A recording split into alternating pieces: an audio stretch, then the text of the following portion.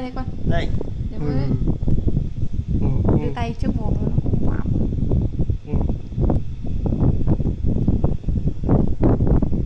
Làm luôn cho hạ mồm ra rồi.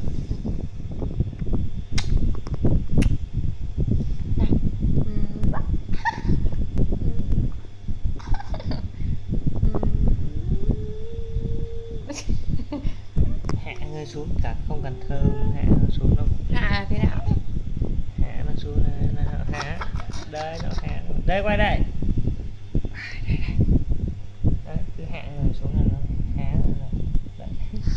Không cần phải thơm. Không có thơm đâu, nó kéo vào.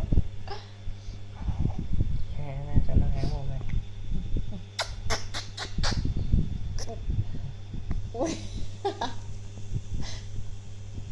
Tức nền.